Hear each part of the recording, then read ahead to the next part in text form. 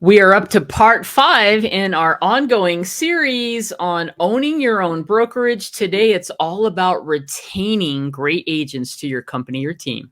So sit back, relax, and join us on the Wandering But Not Lost podcast. You've reached the WB&L Wandering But Not Lost podcast, where real estate and reality meet. And now your hosts, Jan O'Brien and Matt Emerson. Well, hello, everyone, and welcome to the WB&L Wandering But Not Lost podcast, where real estate and reality meet. This is episode 246. You can find all of those show notes over at WBNLpodcast.com. Jan O'Brien, we're in July now. I don't know how this happens, but the year is half over. We started off the summer with some really great interviews. If you guys haven't had a chance to listen to those interviews, actually they've been great all year, but we've had some really stellar ones in the last few weeks. Go back and check those out. And now we're just almost finishing up our series on opening your own brokerage. The series that started with some pros and cons, and then it was going to be 3 episodes, and we should probably be 4, and then all of a sudden 6. So there's one more.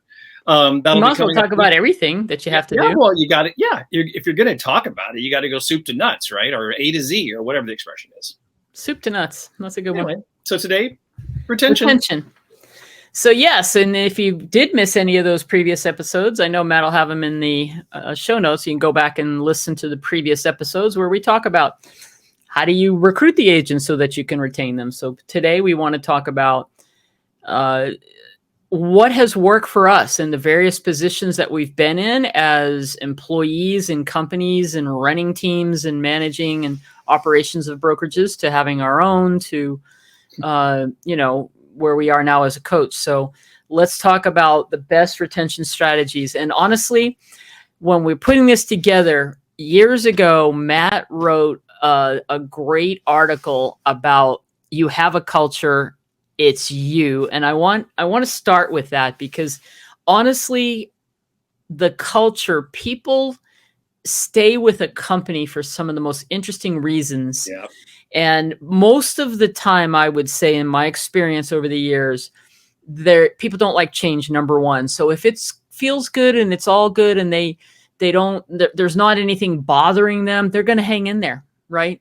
Now, where you really can make that happen is it starts with the overall culture of what people want. And it's not always about the splits that we're talking about. That's why it's not about your compensation package that gets people to stay where you're at.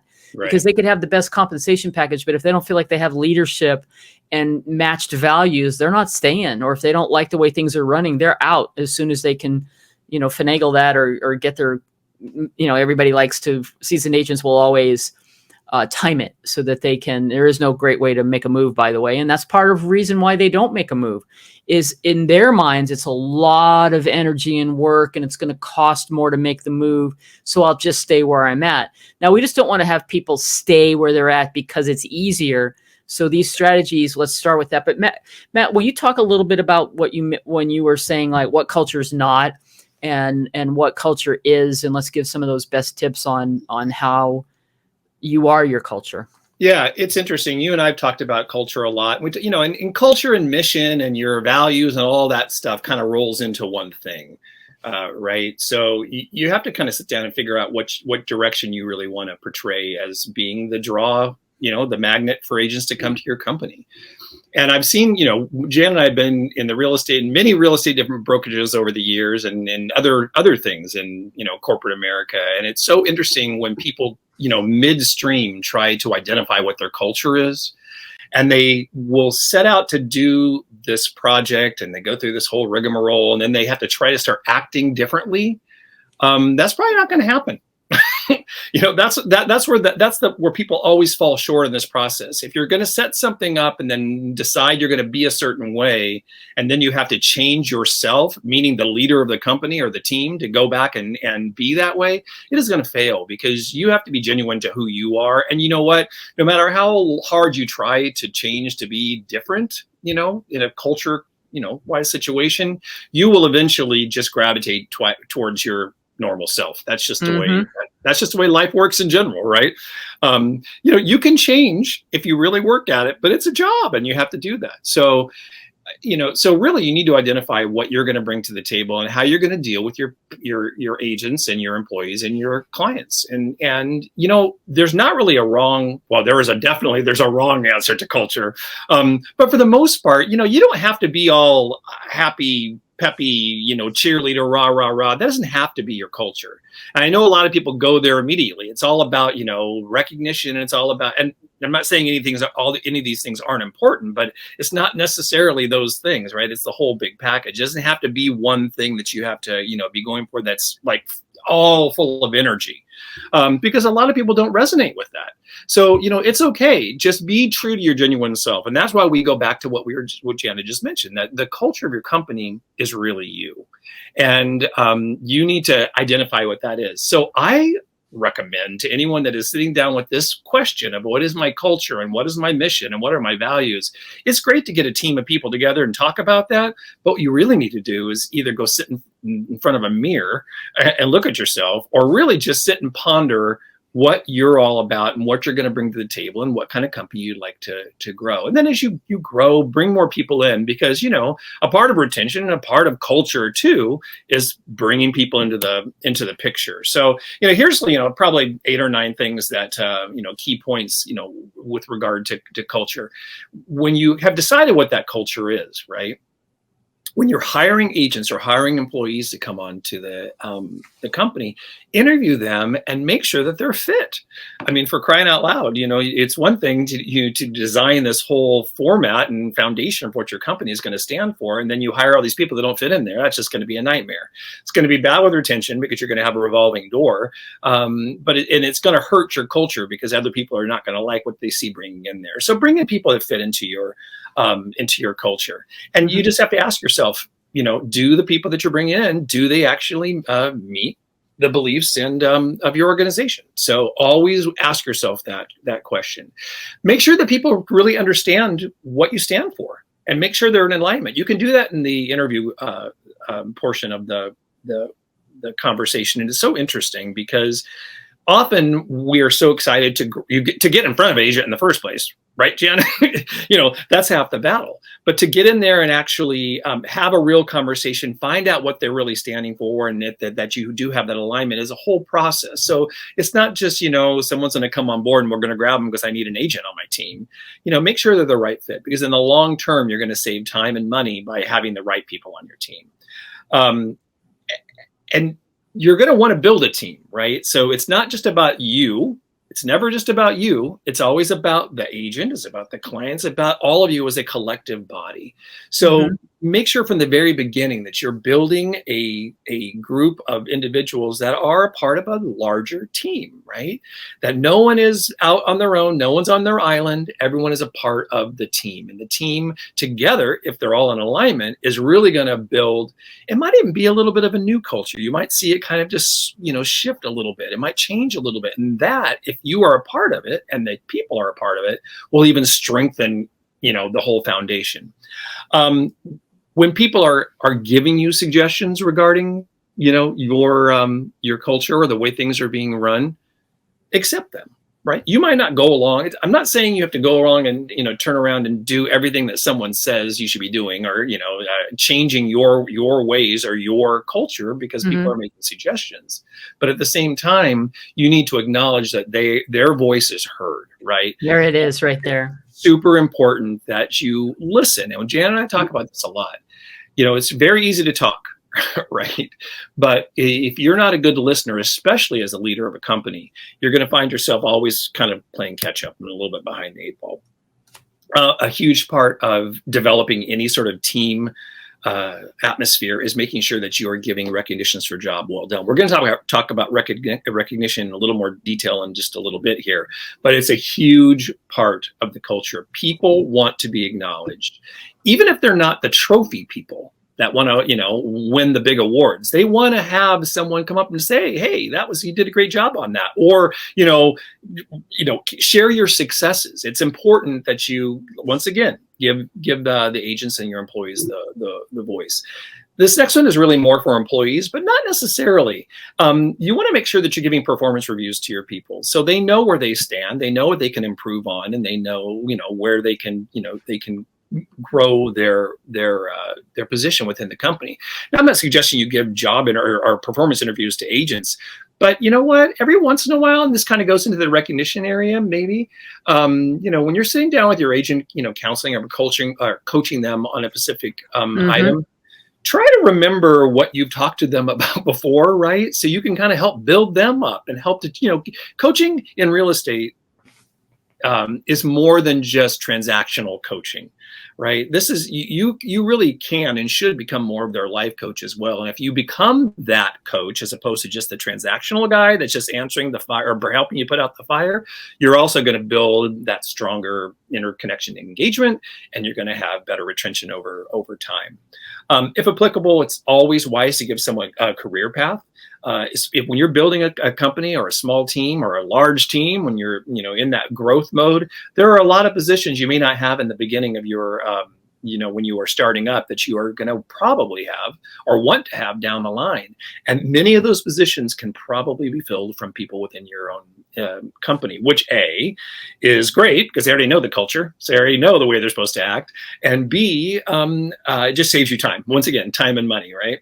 So in everything you do in your organization, big or small, always think about yourself as being the culture of the company. Check yourself every day. When you're doing something new, see if it fits in, right? If you're bringing somebody on, see if they fit in. If you're having a new program come in, if you're having a guest speaker come in, see and make sure that they actually intertwine and align with what your culture is. I mean, honestly, it's not that hard if you just really sit back and really analyze up front what you're doing.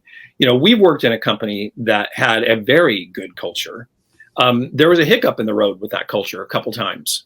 And you start to feel it through the organization. And if you have the right people in the right positions, you can bring that feeling and that culture back.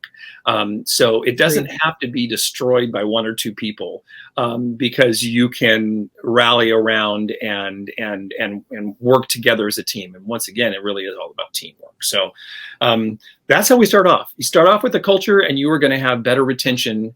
And if you're focusing on it anyway, you're gonna have better retention than you could with any other resource. But we have more that we're going to talk about.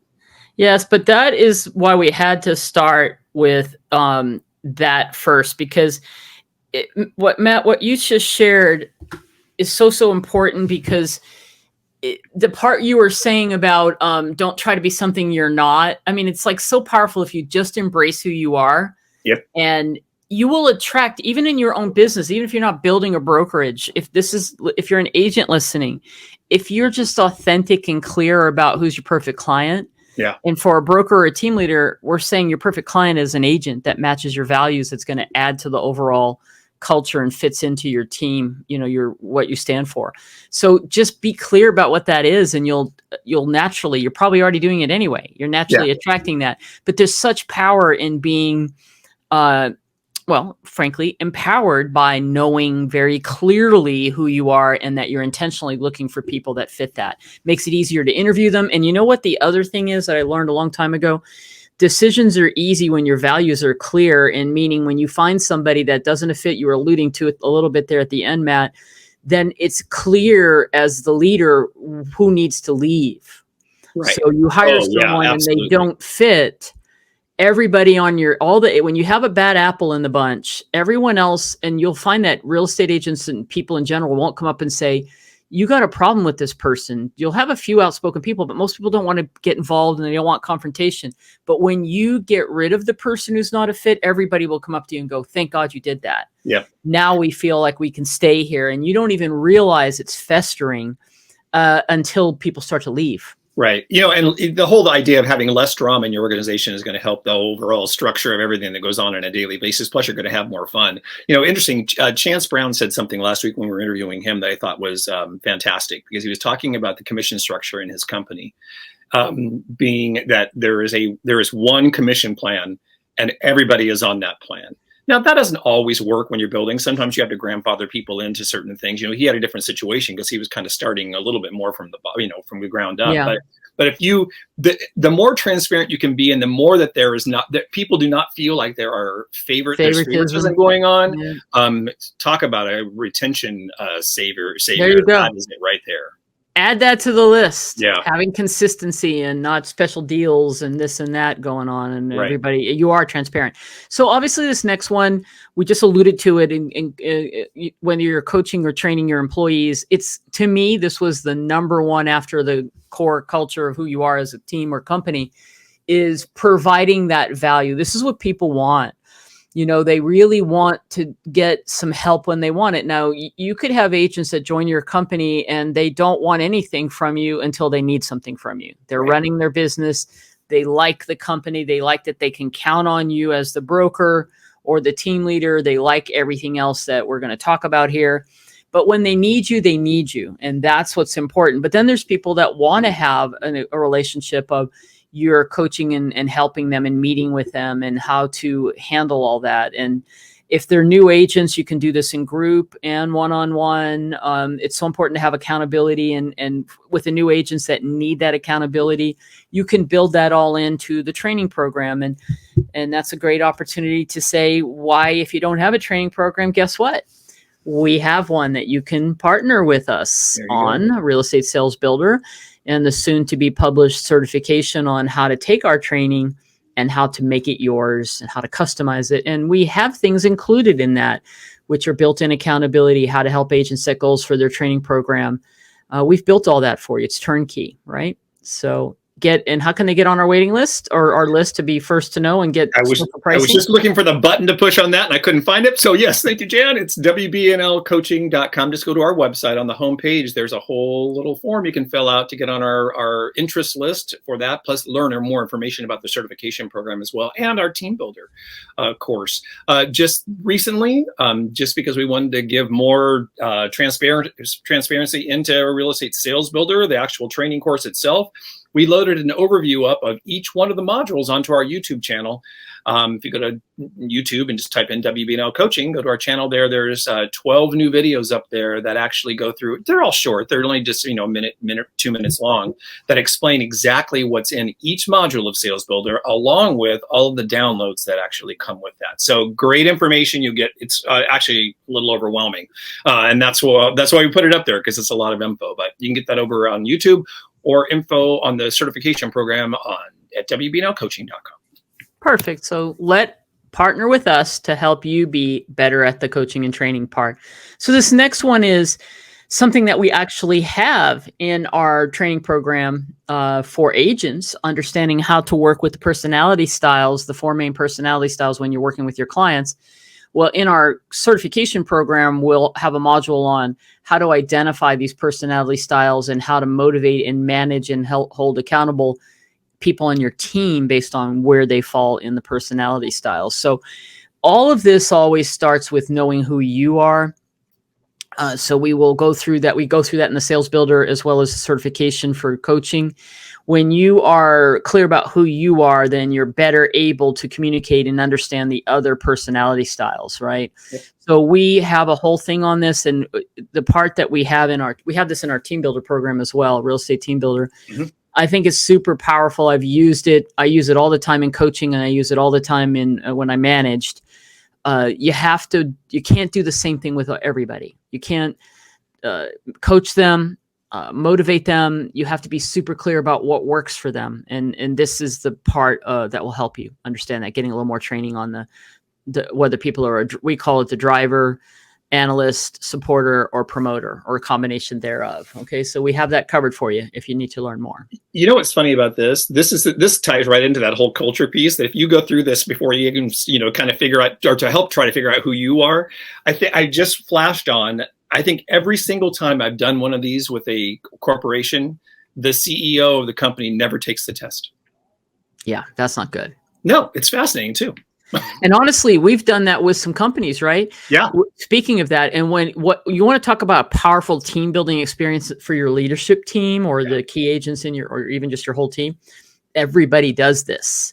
And it starts with, or you have somebody facilitate this for you, where you talk about who you are, and you have it's better if you're not familiar with it, to have a facilitator come in and talk about how everybody works together. And my sister does this in her, she works in a hospital situation where she's onboarding the new people, and they go through, I think they do the colors. Okay. Yeah. They use the color system. Color code. But what happens when everybody, and when she's had small group meetings and everybody does the thing and then she does the presentation, it changes the way that doctors and nurses and other people are talking to each other. Oh, they're an orange, therefore I better do it this way because now I can get my message across. It's so empowering.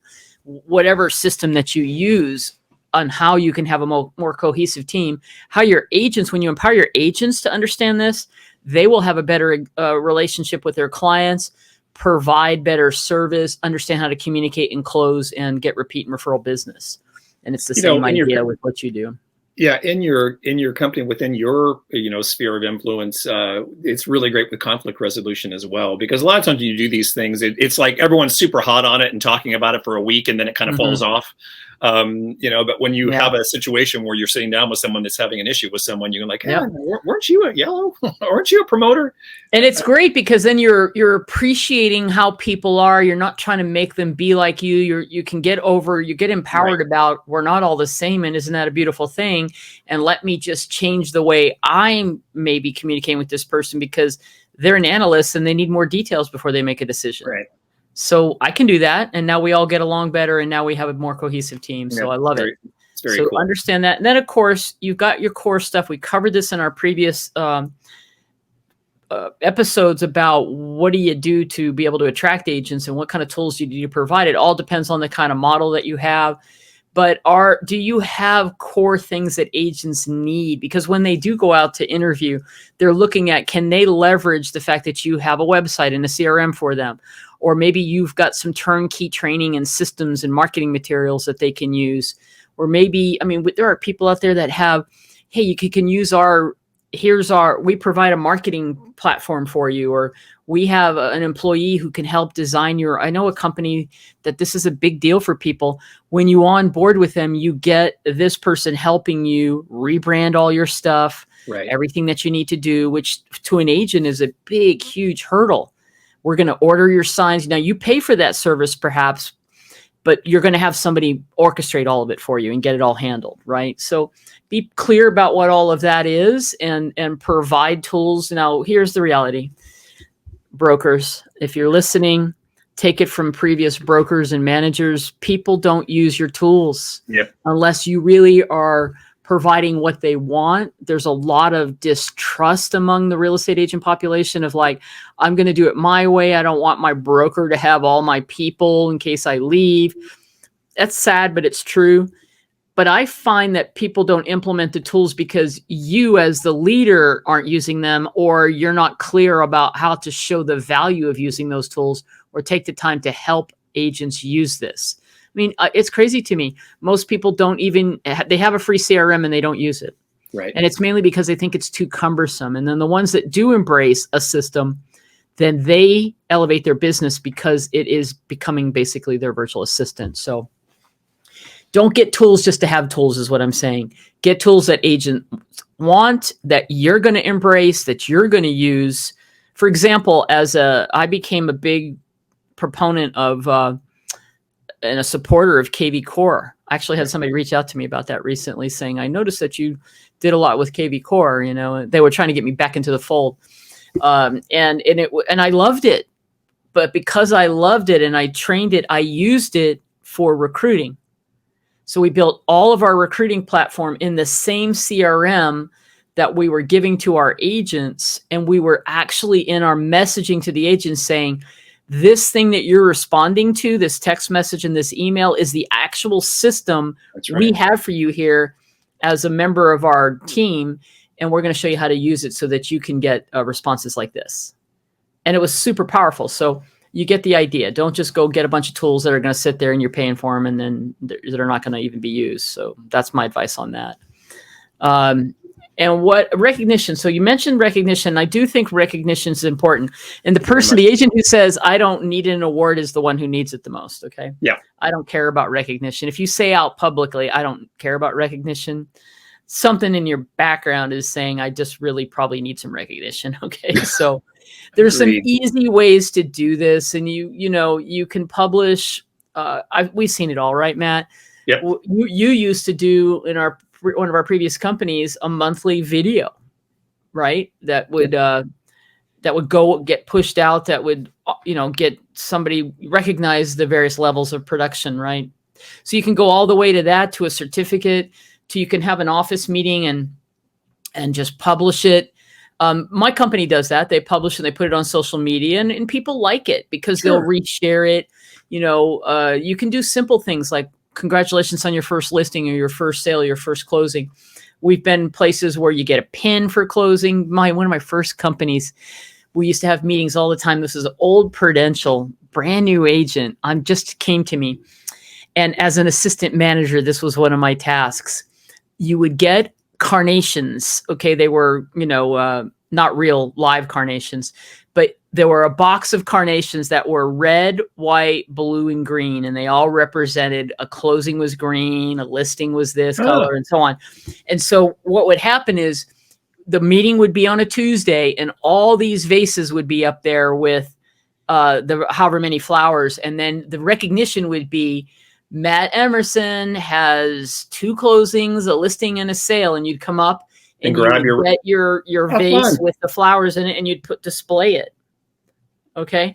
And that was a simple way that people could see who was productive. And it was just kind of a neat thing, right? We did it for years. I don't even know who came up with it, but I remember being on a Sunday, working on a Sunday, and I'd have the production report and I had to create all the vases and with the person's name on it so that we could give them out, right?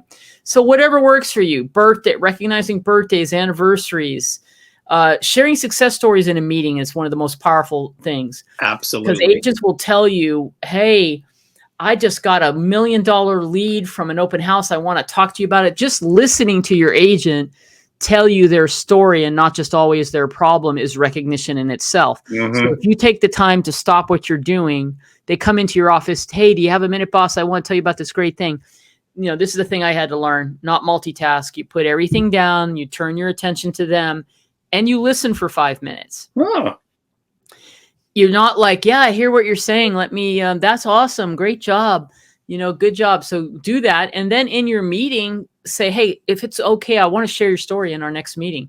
Could you stand up? And you give the person recognition, they share it. You know what I loved about that kind of a story about whatever the situation was, an open house is a great example. You'd have somebody say, I used our new home search app and I sent it out to 5 people and I got a lead from it. Everybody all of a sudden is like, I want that. I want that. Yeah. I want an open house because it wasn't you. It was an agent saying, I held an open house and I'm working with $1 million buyer right now. And everybody's like, oh, I could do that. So it's super powerful. And then of course you can have annual awards, quarterly awards. My current company does like a quarterly or a semi-annual luncheon, and it's very nice, and an end of the year thing. And it's nice. Okay. And they give out awards. Okay. So you have to figure out what's going to work for you, but don't overlook the fact that people do want some recognition of some sort. Absolutely. And then on meetings, don't have meetings to have a meeting. Please. I've gone from weekly meetings to with my team now. We were doing monthly meetings, and since there really wasn't much to add value to, we've even gone to about every 6 weeks now. And the people will come because, it's like you want to put a good meeting on. You've got to be motivating and inspiring. You've got to share new information.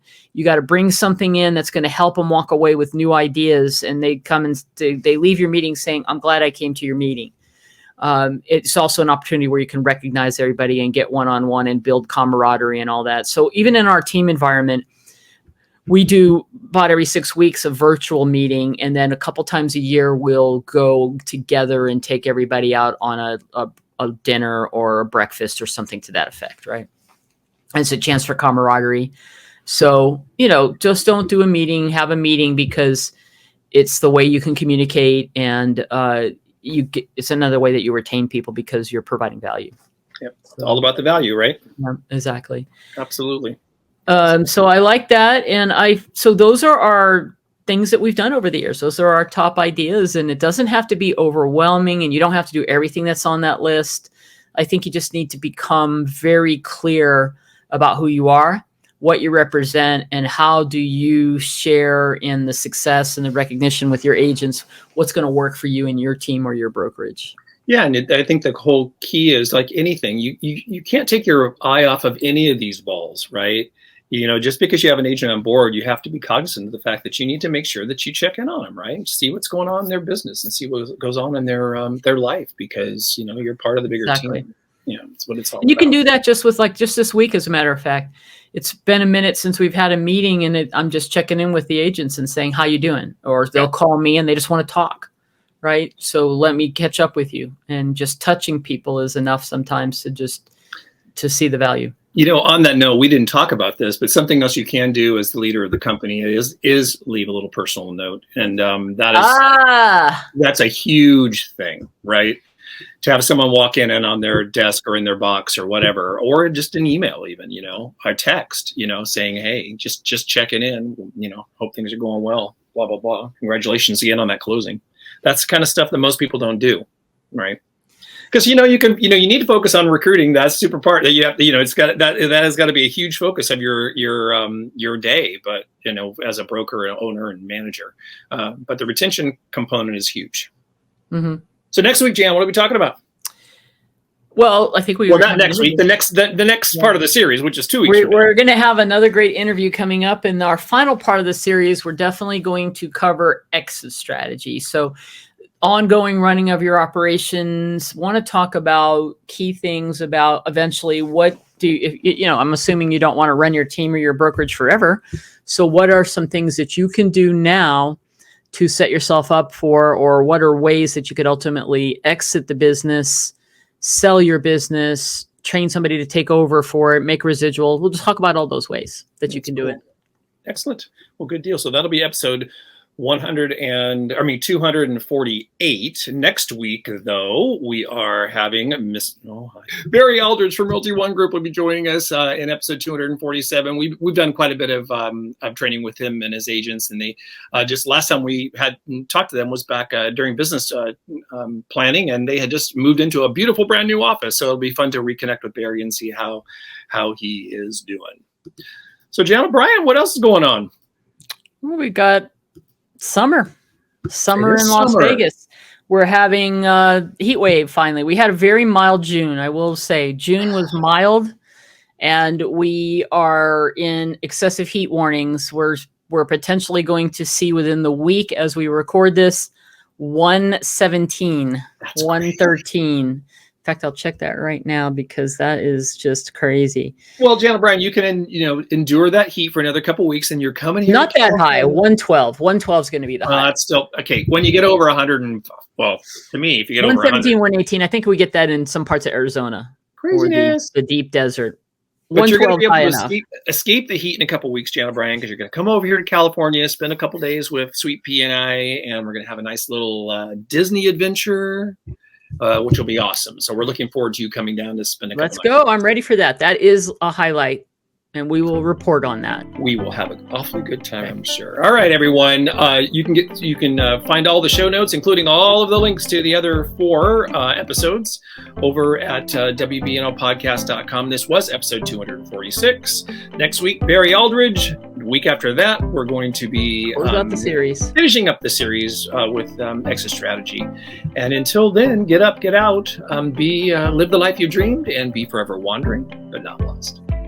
Boom.